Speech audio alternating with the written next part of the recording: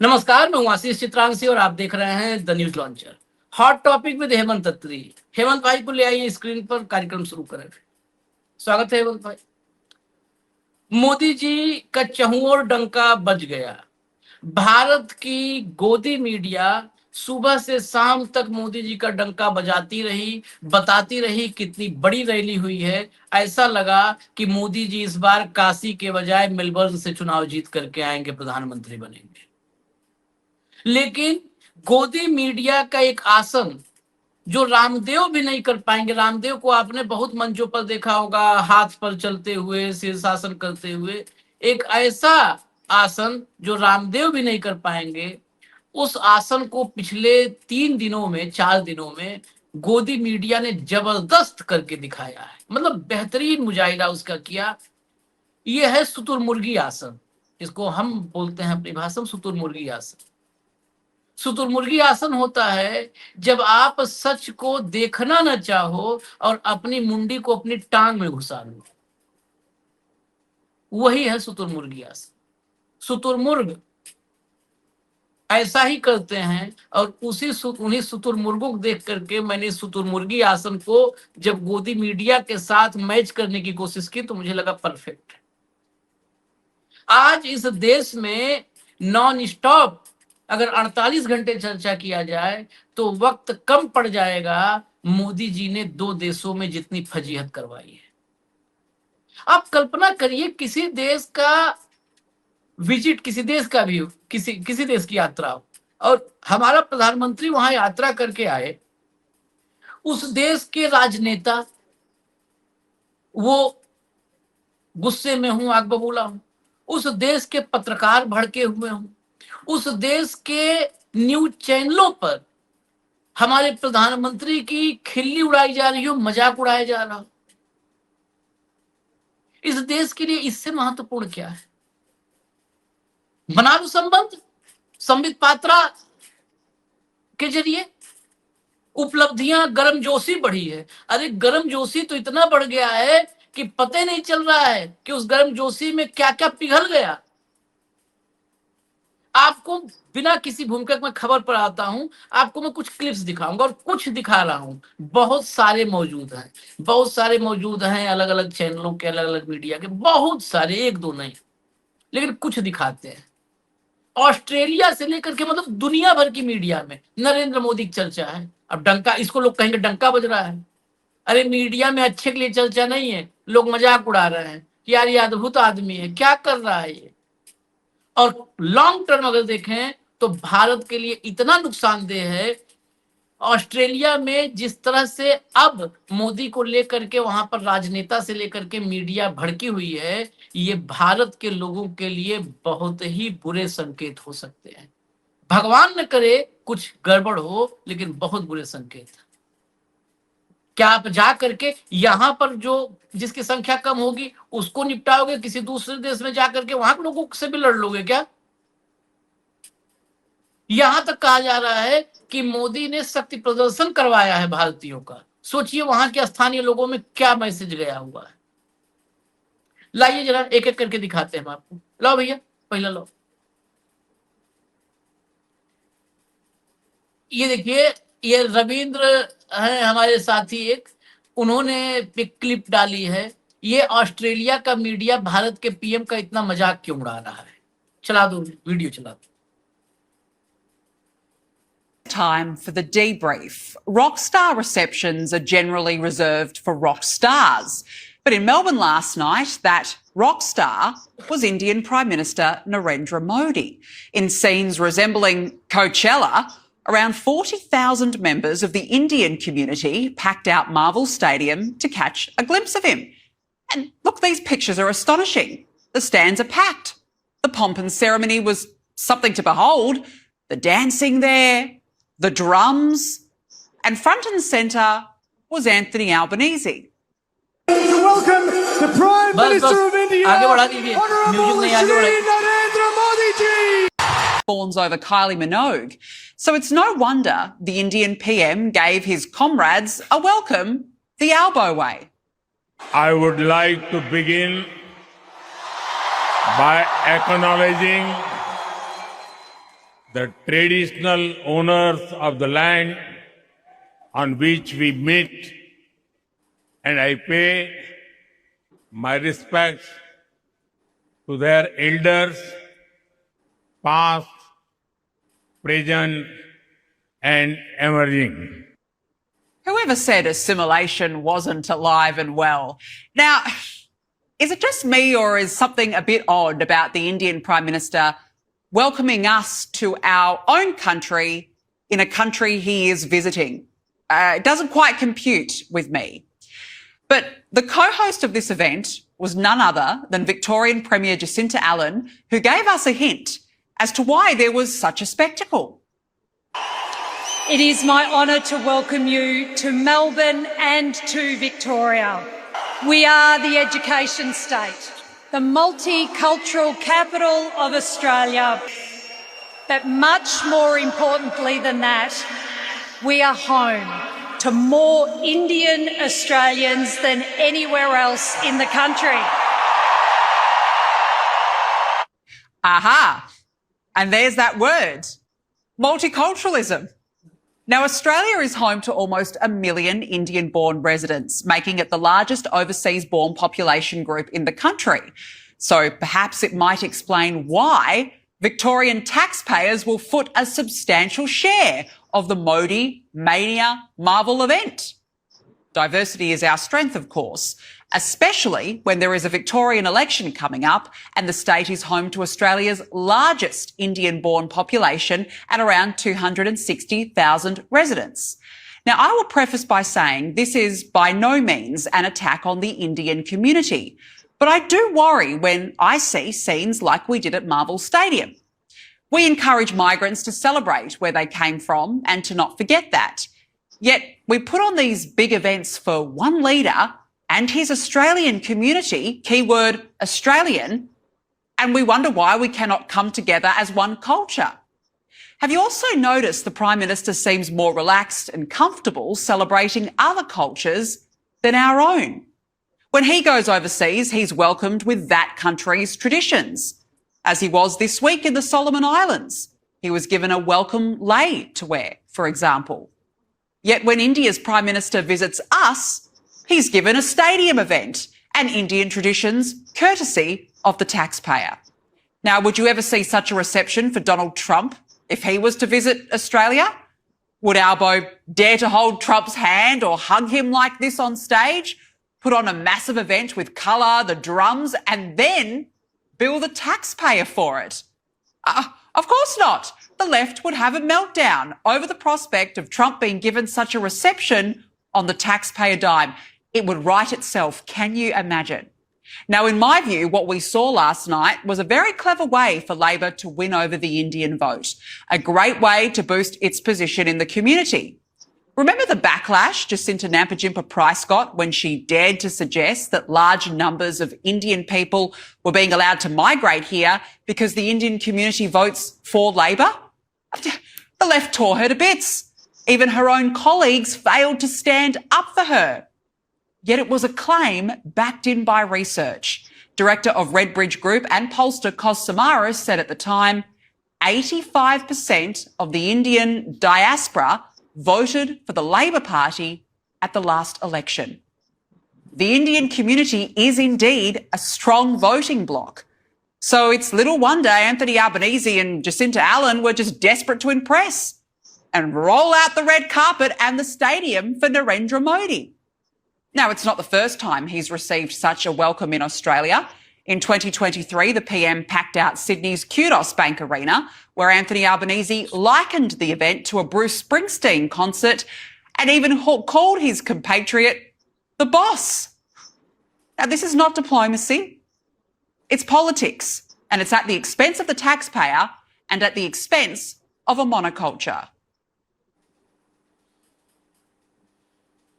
तो लंबा वीडियो था, हमने भी चलाया है ये सोच करके कि भाई चलो इनकी कर्टसी से ये, लेकिन पता है आपको, ये भले मोदी के या हमारे देश को लेकर के कुछ बातें निगेटिव पॉजिटिव हो सकती हैं, पत्रकारिता यही होती है।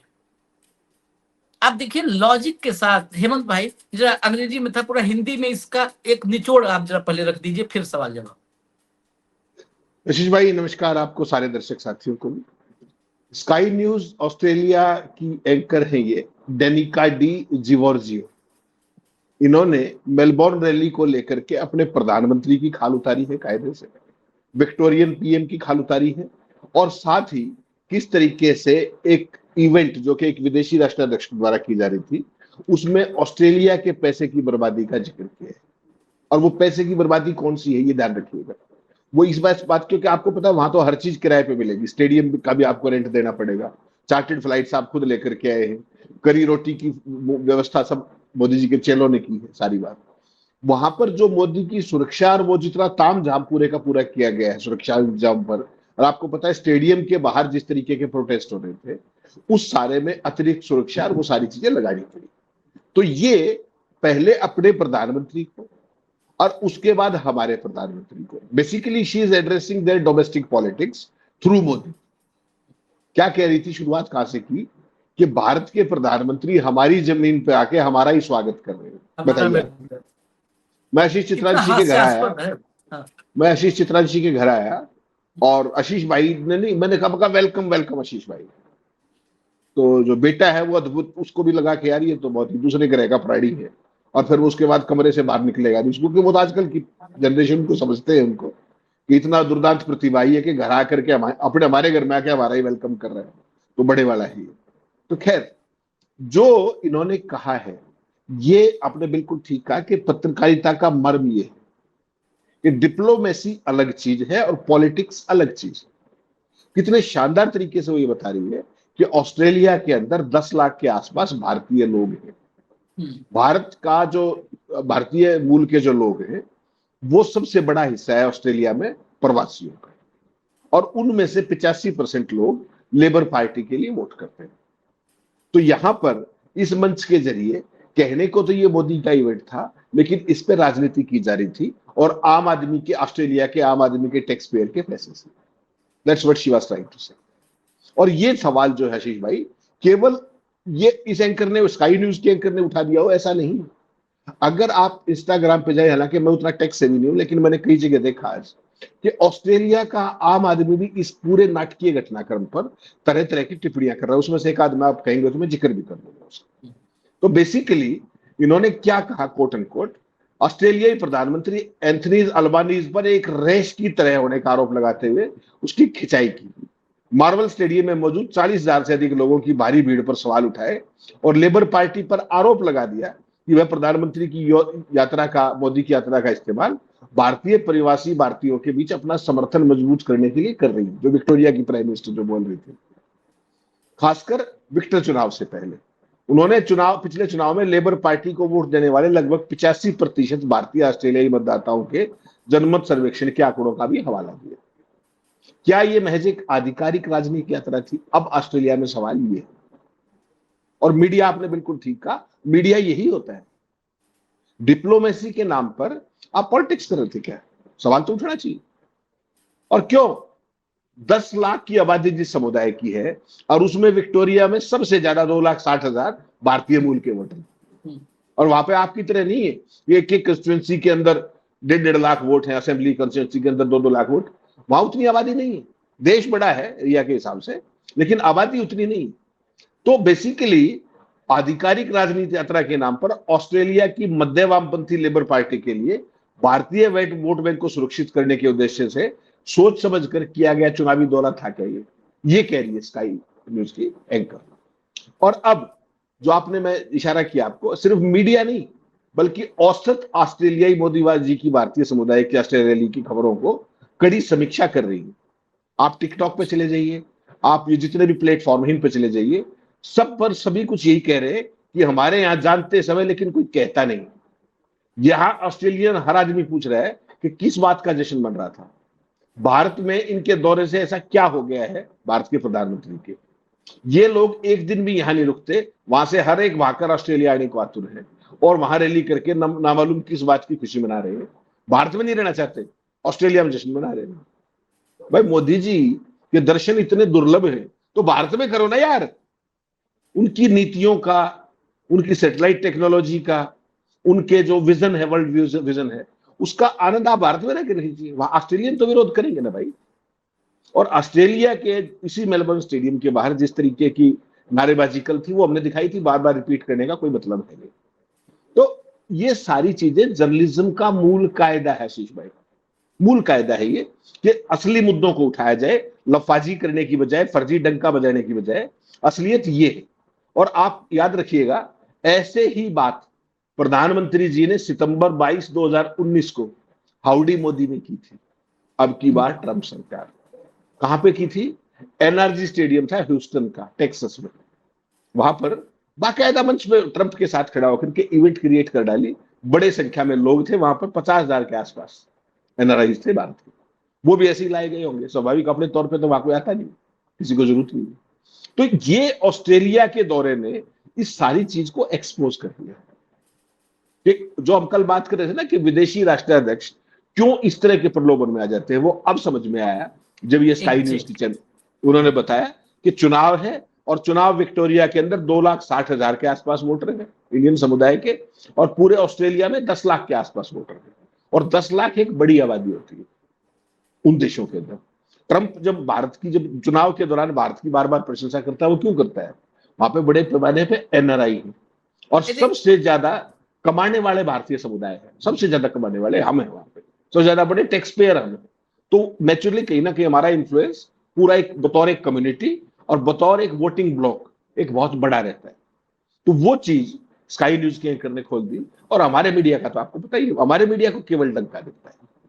तो पत्रकारिता क्या होती है? कम से कम ये जो क्लिप है, हालांकि 5 मिनट से ज्यादा थी, माफ कीजिएगा, दर्शकों से ही माफी चाहता हूं, ये गलती मेरी है जो मैंने इसको भेजा आपको पूरी की पूरी, लेकिन मेरे पास एडिटिंग की सुविधा नहीं, तो मैंने पूरा जो भी मुझे लगा कि ये रेलेवेंट है नहीं वो दिखाया पूरा रिलेवेंट ही था, पूरा रिलेवेंट था। उसने बहुत कुछ चीजें, हम भी कोशिश करते हैं कि हम पत्रकारिता ही करें, और हमें भी कुछ नई चीजें, हम ये कहते थे कि मोदी जी दुनिया में जाकर के भारत को बेच रहे हैं, तो लोग वहां पर माय फ्रेंड मोदी कह देते हैं, गले उले लगा लेते हैं। लेकिन आज उसमें एक चीज और जुड़ गई, दुनिया मतलब भारत की राजनीति में आपको पता होगा, वोट के बदले नोट चलता है।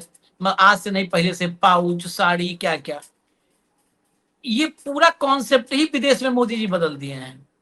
मोदी जी विदेश के नेताओं को पैसा भी देते हैं और वोट भी देते हैं, दोनों देते हैं। वन वे ट्रैफिक, मतलब पैसा भी भारत से, व्यापार चाहिए, कितना करना, क्या चाहिए वो भी लो, और वोट भी दिलवाएंगे, चलो और वोट भी। तो इतना जब सब 20 उंगली घी में विदेश के नेताओं का है, तो वो क्या है, एक दिन इवेंट कर लो, गले उले लग जाओ आकर के, अपना फिर चले जाना है। तो उन्होंने पूछ लिया ना कि ट्रंप कल को आएंगे तो क्या मंच पे ऐसा ही नाटक करोगे क्या? हाँ। वो अपने प्राइम मिनिस्टर से पूछ रही है। हाँ। आप जो लास्ट उसमें कहा ना कि कल को ट्रंप आएगा तो क्या आप ऐसी इवेंट करेंगे, उनके गले पड़ेंगे ऐसे, इस तरह का कार्यक्रम करेंगे? आयरलैंड का इसी का विजुअल दिखा दिया। हाँ, कि वहां पर जाने पर वो अपने परंपरा के हिसाब से स्वागत करते हैं। आप यहाँ पे ढोल नगाड़ा, डांस, कथक, भांगड़ा, भरतनाट्यम करवा रहे हो। She was talking about multiculturalism, कि आप जिस देश में गए हो वहां के रीति रिवाज से स्वागत हो।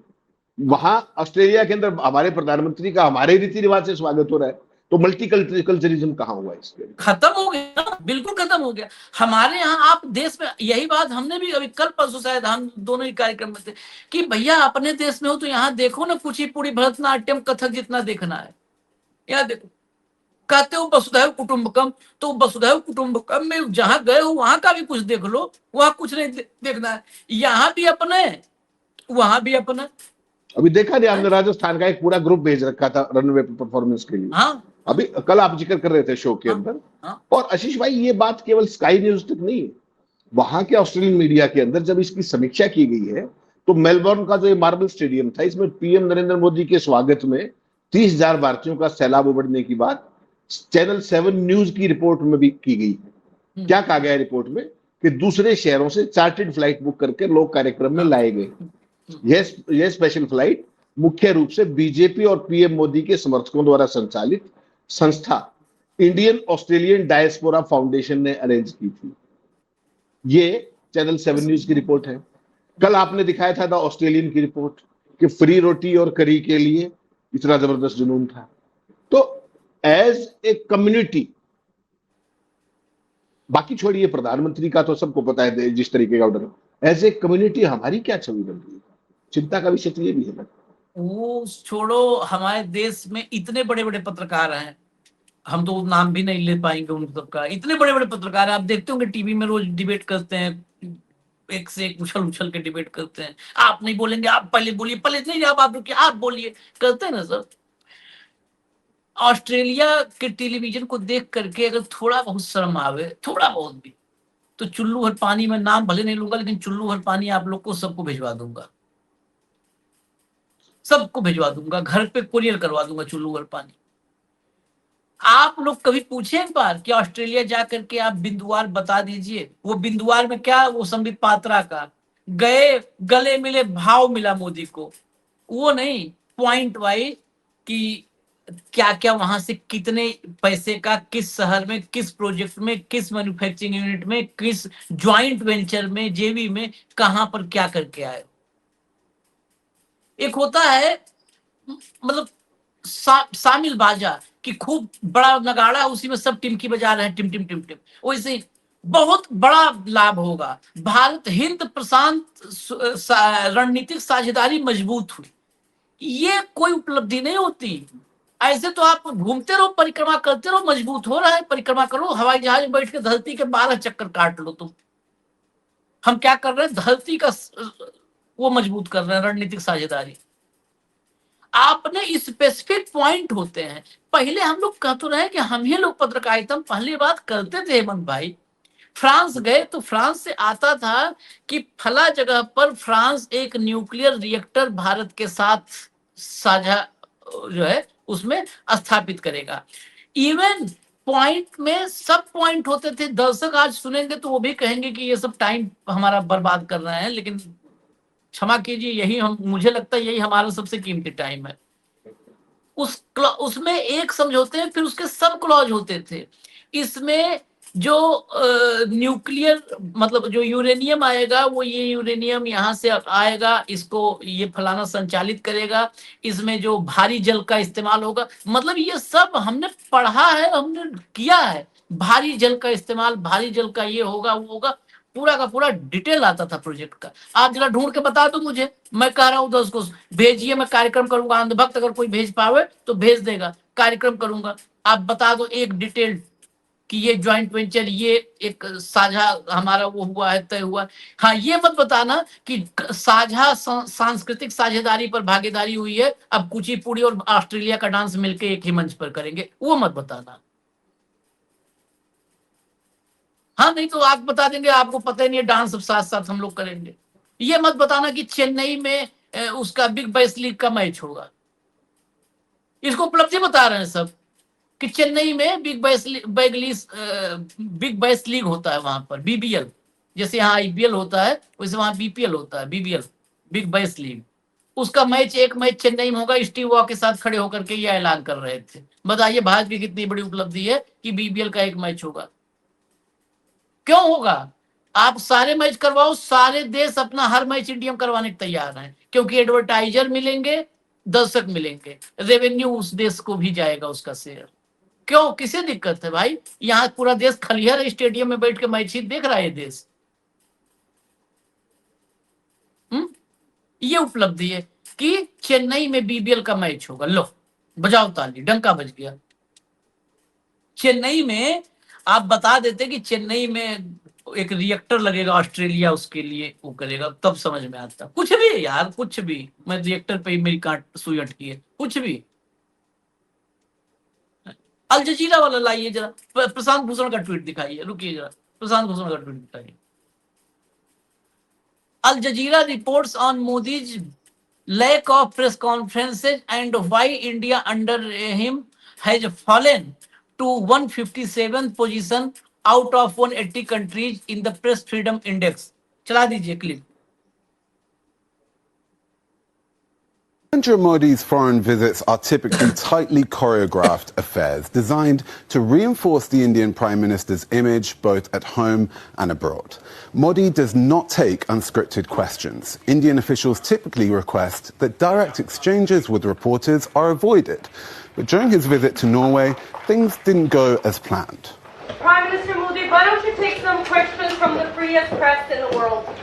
Modi has not held an open news conference in India throughout his 12 years in office and rarely finds himself forced to field questions from foreign journalists. The most persistent reporter at the event, Hela Ling, was later attacked by sections of the Indian media who amplified the exchange for domestic audiences. A Norwegian journalist decided to go on her soapbox and hold forth on the lack of press freedoms in India. A Norwegian journalist decided that the most important thing she could do was shout at the Prime Minister. Press freedom groups have warned India's media has fallen into an unofficial state of emergency during the time Modi has been in power. The country currently ranks 157th out of 180 countries in the World Press Freedom Index, a list Norway has led for years. But for many in India, a cartoon published in Norway's largest newspaper just days before Modi arrived showcased why the country is hardly a paragon of journalistic standards.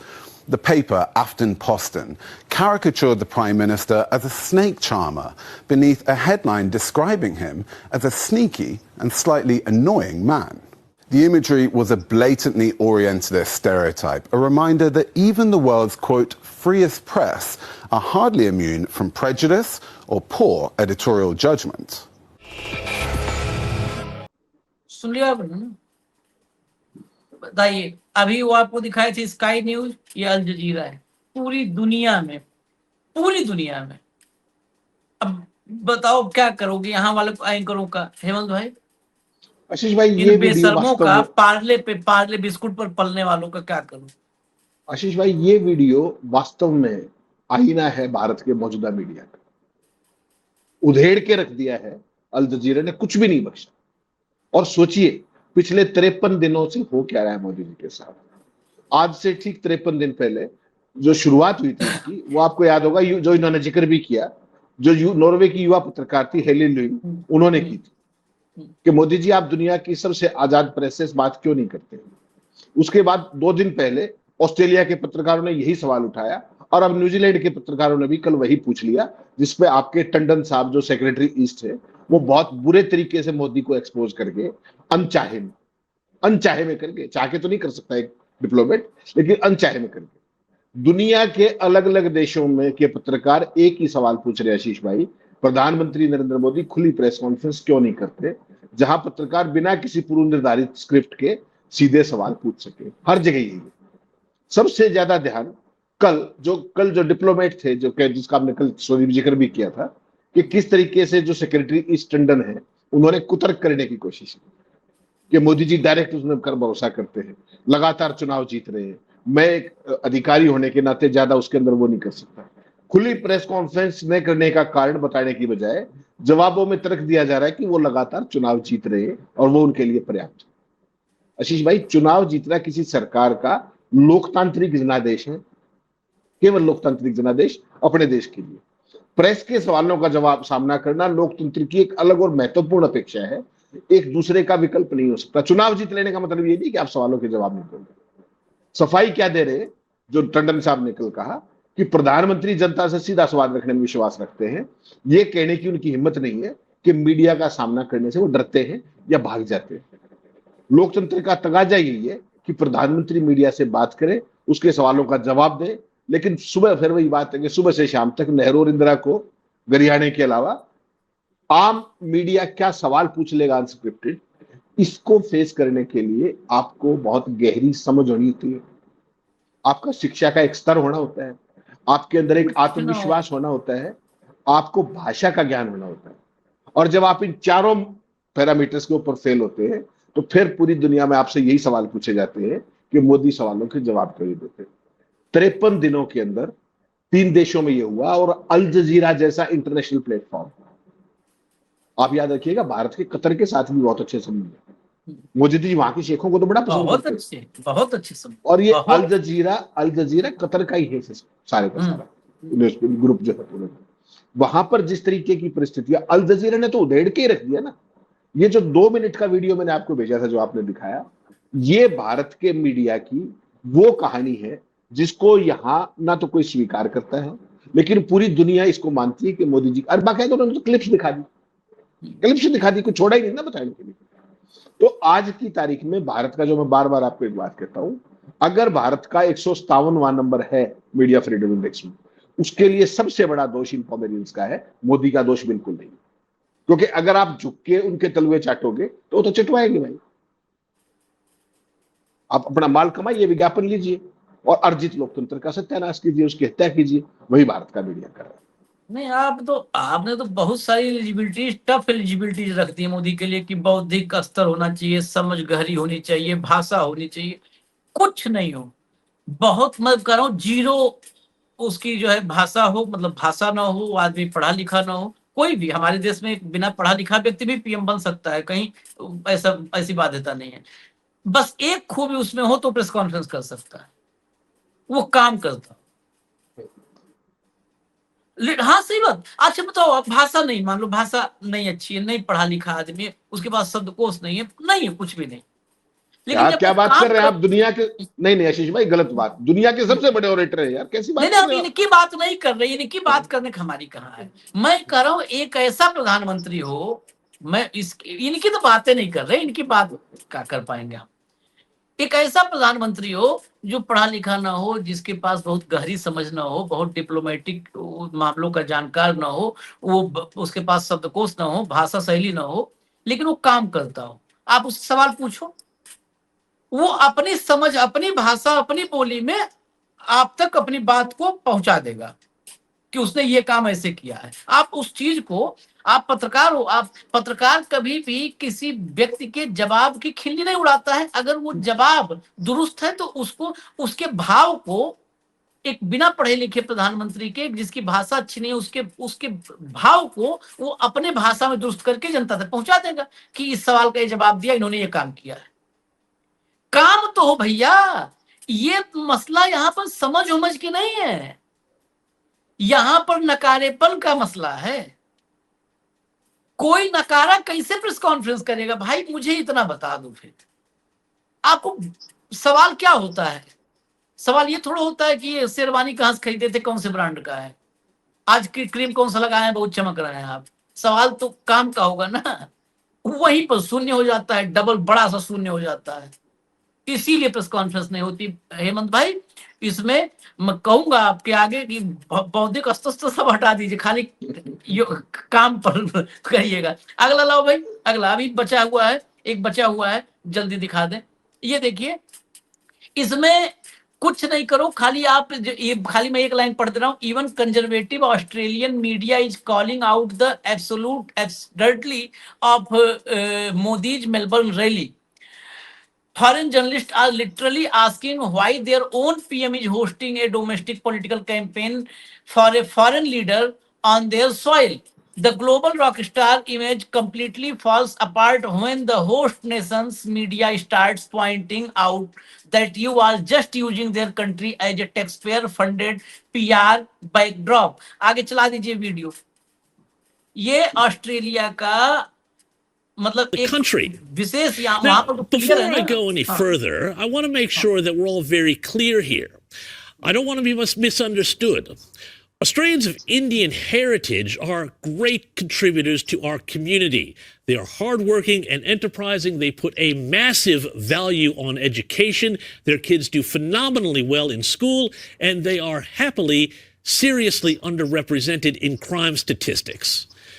But that said, does anybody else find it a little weird that our Australian Prime Minister hosted a political rally for a foreign leader on Australian soil?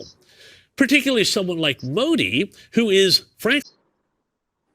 सुन लिया आपने। अब जरा ये सोचिए, ये वैचारिक रूप से जो वहां का दूसरा कंजर्वेटिव वो है कंजर्वेटिव ऑस्ट्रेलियन मीडिया, वो भी इस पर सवाल उठा रहा है। और न्यूजीलैंड में अभी आप बता रहे थे कि न्यूजीलैंड में राजनीतिक रूप से मतलब नेता भी बड़े भड़के हुए हैं वहां पर।